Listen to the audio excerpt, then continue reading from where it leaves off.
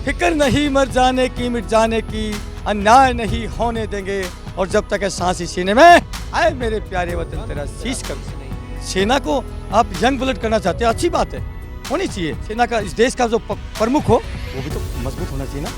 21 और 23 साल की उम्र में जो बच्चे रिटायर होंगे, वो रिटायर शब्द उनके साथ ऐसा लग जाएगा, वो ना जीने देगा।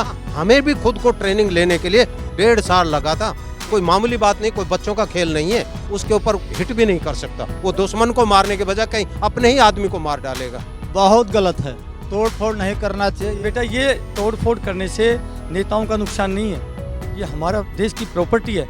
नेता तो टैक्स भी नहीं पे करता। भारतीय जनता करोड़ लेगी और एक नया इतिहास रचा जाएगा। जो ये 4 साल का जो पीरियड है, उसमें सैनिकों की गरिमा सारी ही चौपट हो जाएगी। ये सरकार निकम्मी सरकार है। दबाव में है क्या? नहीं, ये सरकार निकम्मी सरकार है। दबाव तो क्या है, ठीक है।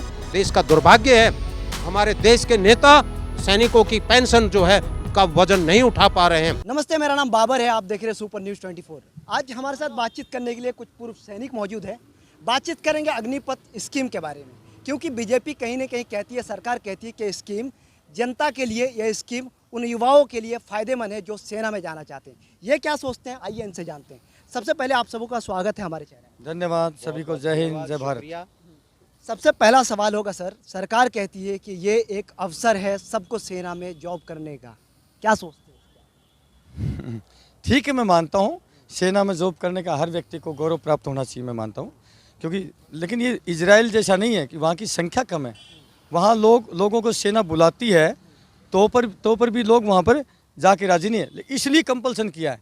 और यहाँ पर तो जितनी वहाँ की टोटल पॉपुलेशन है, उतने बच्चे तो हमारे यहाँ खेतों की पगडंडी प्रैक्टिस करते हैं। तो यहाँ की उसमें और अपने वहाँ की उसमें बहुत ज़मीन आसमान का अंतर है। ज़मीनी ये हकीकत है। आप किसी बाकी कंट्रियों में, वहाँ का एक अपने नॉर्थ कोरिया का है, वहाँ का प्रधानमंत्री किम जोंग कुछ नाम ऐसा है, वहाँ का तो एकदम यंग ब्लड है जो है प्रधानमंत्री। तो उस हिसाब से अगर सेना को आप यंग ब्लड करना चाहते हैं, अच्छी बात है, होनी चाहिए। तो आप भी सेना का इस देश का जो प्रमुख हो वो भी तो मजबूत होना चाहिए ना। वो तो 56 इंच बताते हैं अपना पसीना। देखिए, वो अपने मुंह से बोल के बन रखे हैं, वो मुंह से बोले कि वो 56 इंच वाले। और ये जो सेना खड़ी है ना, ये नप तुल के गए। वो नकली 56 इंच या असली 56 इंच है? गलत तो नहीं कर रहे हो बेटा, ये है असली, वो नकली है। सवाल आगे से एक और होगा आपसे। कहते हैं, आप लोग कहते हैं कि जॉब नहीं देते हैं सरकार, अब कह रहे हैं हम जॉब देने आ रहे तो विरोध कर रहे हैं आप लोग, इस पे क्या कहेंगे आप? देखो जी, ये जॉब देने का तरीका नहीं है। एक सैनिक को किस प्रकार से उसका मान सम्मान के साथ रिटायर होता है।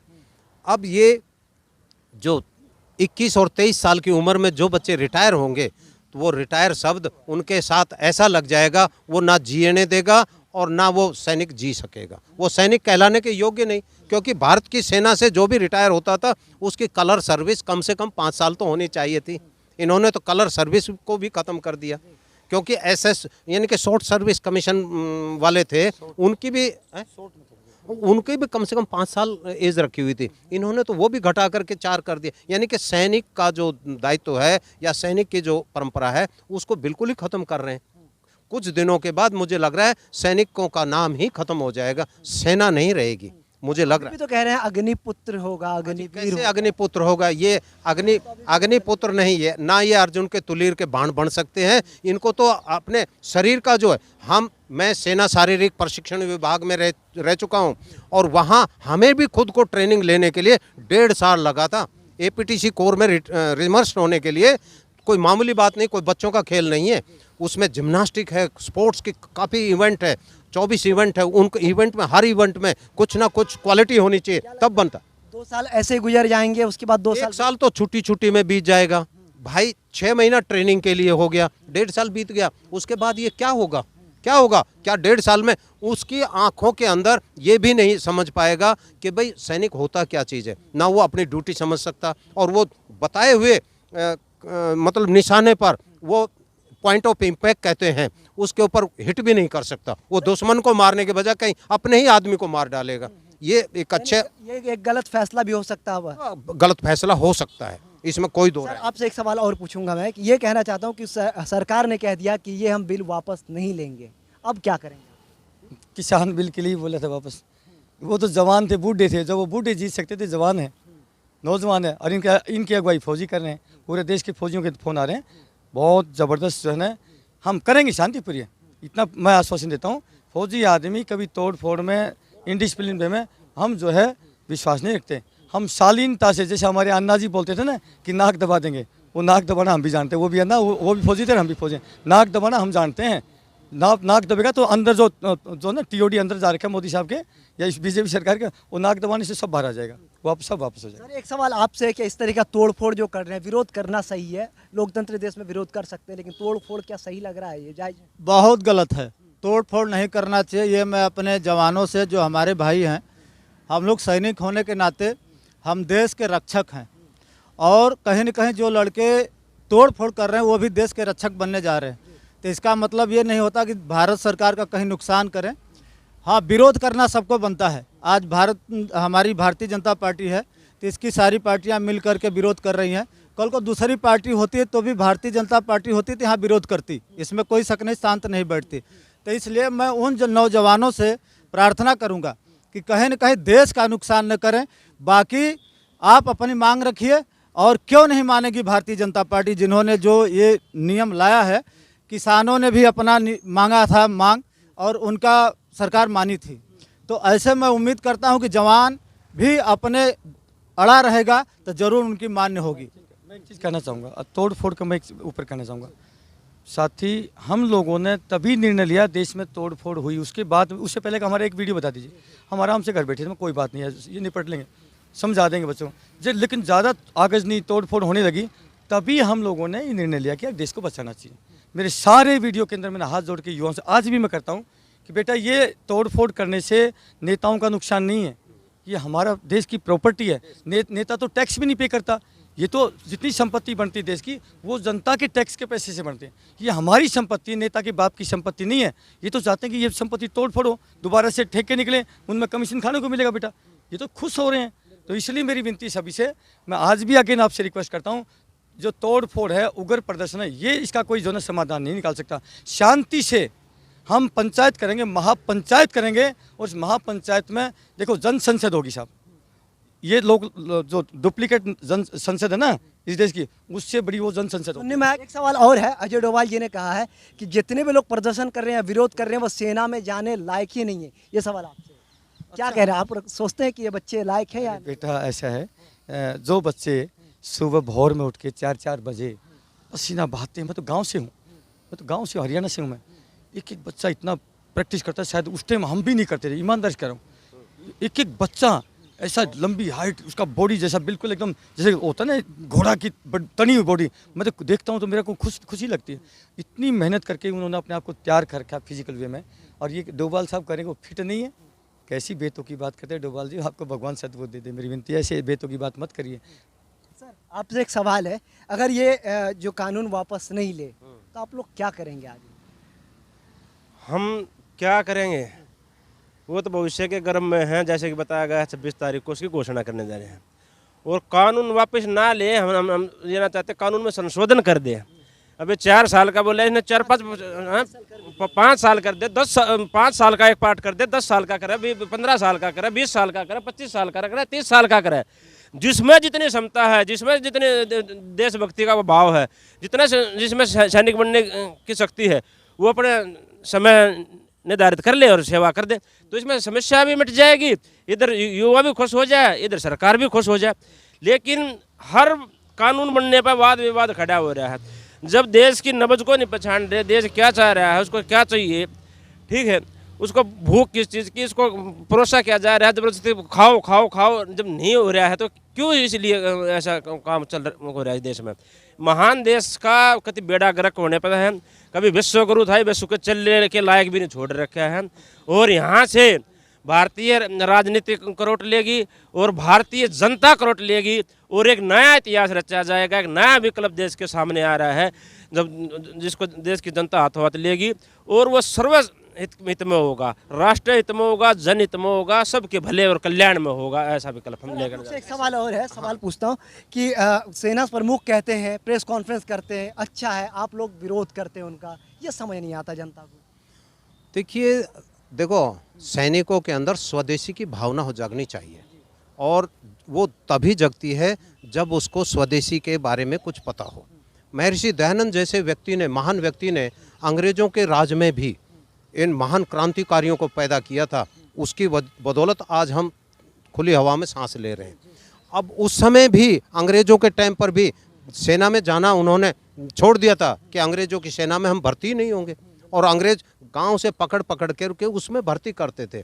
और महर्षि दयानंद ने जिन लोगों को प्रेरित किया उसमें वो उनके अंदर वॉलंटियर होने की शक्ति पैदा की, तभी जो है सेना में वॉलंटियर होकर के जाने का उन्होंने निर्णय लेते हैं और तब वो सैनिक बनते हैं।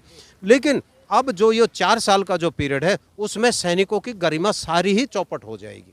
इसलिए हम तो यही निवेदन करना चाहेंगे, इसमें संशोधन करें और इसको कम से कम 11 साल 55 दिन का जो पुराना टेन्योर था उतना तो कम से कम उनको किया जाए। सेना प्रमुख के इस बात पे क्या? मैं उसी बात पे आपको एक सटीक छोटा सा जवाब देता हूँ। एक काम कर लें, हम विरोध में हैं, वो पक्ष में हैं, आप एक काम कर लें, किसी से मत पूछिए, जो हमारे देश की सर्विंग सेना है, जो सर्विस के दौरान, उससे पूछ लीजिए सवाल। अगर वो 100% इसको गलत बताए तब तो हमारी बात ठीक है ना, तब तो ठीक है ना। जनता भी जानना चाहती है, आप बताइए किस तरीके से गलत है, आप ये बोलिए, क्योंकि वो कहते हैं, क्यों कह रहे हैं वो, क्योंकि सेना में है तो कम से कम उनको भी तो आत्मा जुड़ी होगी। जो सेना का ढांचा चलता आया है, इसी सेना के ढांचे से हमने 2-2 युद्ध जीते हैं। जीते कि नहीं जीते? हम जो पहला युद्ध था चाइना के साथ 1962 वाला, वो भी जीतते। हमारी देश की सेना कमज़ोर नहीं है, लेकिन उस टाइम हमारे पास हथियार नहीं थे, ये तो वो भी जीतते, क्यों उस टाइम देश ताज़ा आज़ाद हुआ था। पैसे की कमियां थी, पूर्ण रूप से हमारी टेक्नोलॉजी, हमारे पास हथियार नहीं थे, मैं मानता हूँ, लेकिन हमारी देश का सेना का जो मोरल था उस टाइम भी हाई था, ठीक है। लेकिन जो ये इसलिए ख़राब है, मैं एक छोटा सा उदाहरण देता हूँ, छोटा सा।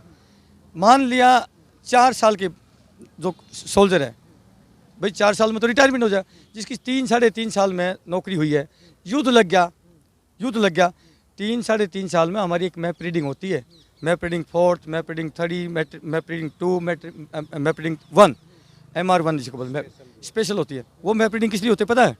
वो मैप रीडिंग इसलिए होती है कि आपको वहाँ का टोटल दिशाओं का ग्रिड रेफरेंस निकालना, अपनी सेल्फ पोजीशन निकालना, दुश्मन की पोजीशन निकालना, ये सारा नक्शे का ज्ञान होता है।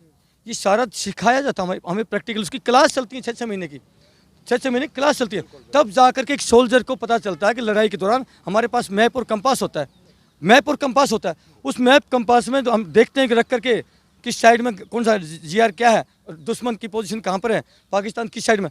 अगर वो बच्चा मान लिया आर्टिलरी गन के ऊपर छोड़ दिया और उसको तो ज्ञान है ही नहीं कि पाकिस्तान इधर है या इधर है, अगर उसका होना पाकिस्तान इधर है और आर्टिलरी का गोला कर देगा पाकिस्तान अपने हिंदुस्तान की। अब जो कह रहे हैं तो डोवाल जी को भी पता होगा, तो क्या वो दबाव में है सरकार के? भाई उनका पता होता तो ये ऐसा नहीं, बन गए कैसी बात? कुछ नहीं। अरे भाई कुछ नहीं पता उनको, तो एक्चुअल क्या है ना, ये सरकार निकम्मी सरकार, वो दबाव में है क्या? नहीं ये सरकार निकम्मी सरकार। दबाव तो क्या है, ठीक है।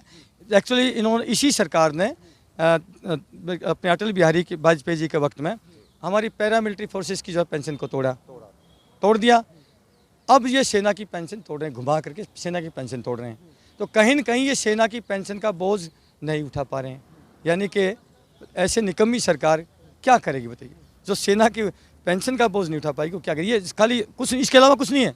दूसरा, इसके व्यापारी मित्र हैं, व्यापारी मित्रों ने बड़ी बड़ी सिक्योरिटी एजेंसी बना रखी है।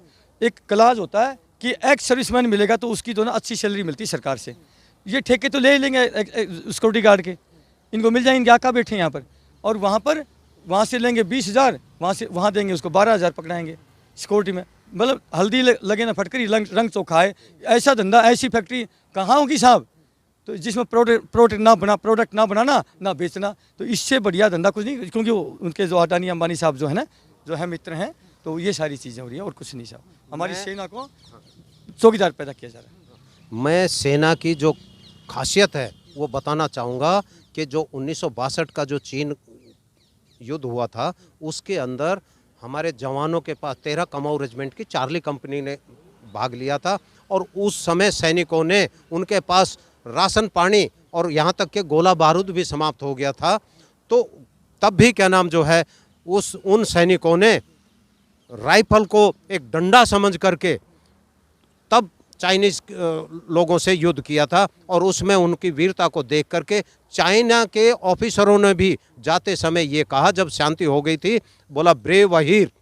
और आज अहिर रेजिमेंट के लिए जो मांग कर रहे हैं, ये जातिगत आधार पर ये रेजिमेंटें जो बनाई जाती है ना, ये भी एक बहुत अच्छी बात है, ये गलत नहीं है। क्योंकि रेजिमेंट बनाना उनका जाति सूचक शब्दों का इस्तेमाल करके, और वो सैनिक और बहादुरी दिखाता है। ये रेजिमेंट भी होना बहुत ज़रूरी था। अहिर रेजिमेंट की मांग कर रहे हैं, वो भी समझना चाहिए। लेकिन मैं ये कह रहा हूँ, देश का दुर्भाग्य है, हमारे देश के नेता सैनिकों का रक्षा बजट में सैनिकों की पेंशन जो है का वजन नहीं उठा पा रहे हैं। इसलिए हम ज़्यादा ना कहते हुए इतना ही कहेंगे, देश का दुर्भाग्य होने जा रहा है। भाग्य नहीं चमकेगा बल्कि दुर्भाग्य होगा। सैनिकों की पेंशन जरूर होना चाहिए, इससे देश का भला है। अंत में एक बात कहूँगा, जब ये आपके फौजी बेटे, ये सैनिक भाई सीमा पर खड़े होते हैं, सामने दुश्मन की गोली होती है और मेरे पीठ पीछे मेरा प्यारा वतन होता है। वतन क्या है? ये मिट्टी, बंगले, पहाड़, ये वतन नहीं है बेटा। अरे वतन तो यहाँ की प्यारी प्यारी आवाम है, हिंदू, मुस्लिम, सिख, ईसाई, ये मेरा प्यारा वतन है। तब हम वहाँ खड़े होकर एक संकल्प लेते हैं। संकल्प, हमको संकल्प क्या होता है? फिक्र नहीं मर जाने की, मिट जाने की, फिक्र नहीं मर जाने की, मिट जाने की, अन्याय नहीं होने देंगे, और जब तक है सांस इस सीने में, आए मेरे प्यारे वतन तेरा शीश कभी नहीं। और बहुत बहुत धन्यवाद हमारे साथ बातचीत करने के लिए। तो ये थे पूर्व सैनिक जिन्होंने अपने सारे सवाल विवाह की तरह से दिया। इनका कहना है कि कहीं ना कहीं देश में सेना को कम से कम कटघरे में मत खड़ा कीजिए। इस तरह के तमाम खबरों के लिए देखते रहिए सुपर न्यूज़ 24। धन्यवाद।